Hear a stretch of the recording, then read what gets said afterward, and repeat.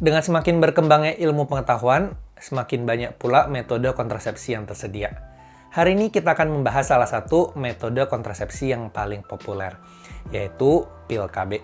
Yang menjadi pertanyaannya, sebenarnya bagaimana cara kerja pil KB?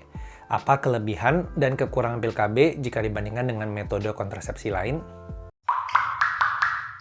Halo semua, kembali lagi dengan saya Alexander Leslie di Chemanswer. Hari ini kita akan membahas cara kerja pil KB. Pada dasarnya, pil KB mengandung progestin, zat yang memiliki struktur menyerupai hormon progesteron, salah satu hormon seks wanita. Nah, untuk memahami cara kerja pil KB, penting untuk terlebih dahulu memahami hubungan antara hormon seks dengan sistem reproduksi wanita. Selama ini kita sering mendengar kalau estrogen dan progesteron merupakan dua hormon seks utama di tubuh wanita. Kedua hormon ini berperan penting dalam perkembangan seksual seorang wanita, terutama dalam siklus menstruasi dan kehamilan. Tetapi selain kedua hormon ini, hari ini kita akan berkenalan dengan dua jenis hormon lain yang tidak kalah penting, yaitu FSH atau hormon penstimulasi folikel dan LH atau hormon luteinisasi. Kedua hormon ini diproduksi oleh kelenjar pituitari yang terletak di bagian bawah otak. Seperti yang kita ketahui, siklus menstruasi wanita bervariasi antara 25 hingga 36 hari dengan median 28 hari. Nah, apa yang terjadi pada tubuh selama siklus menstruasi sangat dipengaruhi oleh jumlah hormon-hormon ini. Secara umum, kita dapat membagi siklus menstruasi menjadi 3 fase. Fase pertama adalah fase folikuler. Dimulai sejak hari pertama terjadinya pendarahan.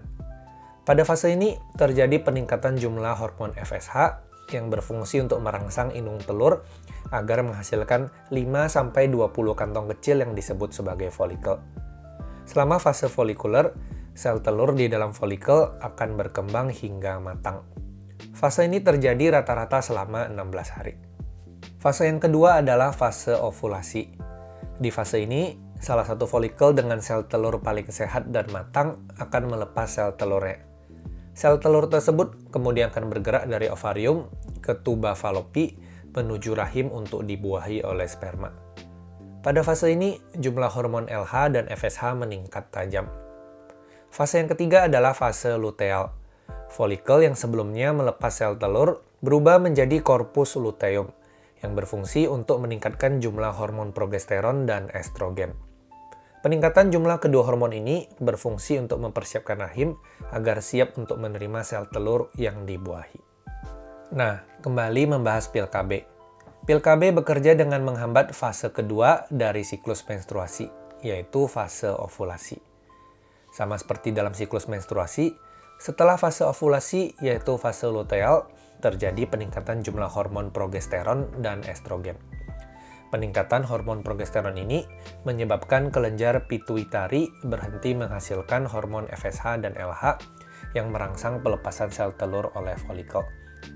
Fenomena yang sama juga terjadi pada wanita yang sedang hamil, sehingga tidak ada lagi ovulasi yang terjadi selama kehamilan.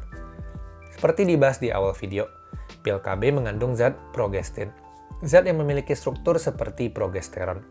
Akibatnya, konsumsi pil KB juga menghambat kelenjar pituitari dalam menghasilkan hormon FSH dan LH. Dan pada akhirnya menyebabkan fase ovulasi tidak terjadi dan tidak ada sel telur yang dapat dibuahi. Secara umum ada dua jenis pil KB. Pil KB yang hanya mengandung zat progestin, yaitu pil mini, dan pil KB yang mengandung zat progestin dan zat analog dari estrogen, yaitu pil kombinasi. Pil kombinasi memiliki efektivitas yang lebih tinggi dibandingkan pil mini. Namun lebih penting dari itu, disiplin dalam mengkonsumsi pil KB sangat mempengaruhi efektivitas dari pil KB. Selama 21 hari, pil KB harus dikonsumsi secara teratur pada waktu yang sama setiap harinya. Kemudian 7 hari berikutnya, konsumsi pil KB dihentikan atau digantikan dengan pil kosong. Tujuannya adalah untuk memberikan kesempatan kepada fase folikuler, sehingga pendarahan dapat terjadi. Setelah itu, konsumsi pil KB dilanjutkan kembali selama 21 hari dan seterusnya. Dibandingkan metode kontrasepsi lainnya, metode ini cukup populer karena sangat efektif, harganya terjangkau, dapat dihentikan kapanpun, dan jarang menghasilkan efek samping. Namun, metode kontrasepsi ini tidak dapat mencegah terjadinya penularan penyakit seksual. Selain itu, pil KB juga meningkatkan berbagai risiko, misalnya serangan jantung untuk wanita perokok, stroke untuk seseorang dengan riwayat penyakit migran, meningkatkan tekanan darah, pembekuan darah pada kurang dari 1% wanita, serta kenaikan berat badan. Selain pil KB, paracetamol juga termasuk salah satu obat yang harganya terjangkau dan sering diandalkan. Namun, konsumsi paracetamol secara berlebihan sangatlah berbahaya. Klik di sini untuk penjelasan lebih lanjut tentang overdosis paracetamol, atau di sini untuk fakta dan mitos seputar menstruasi.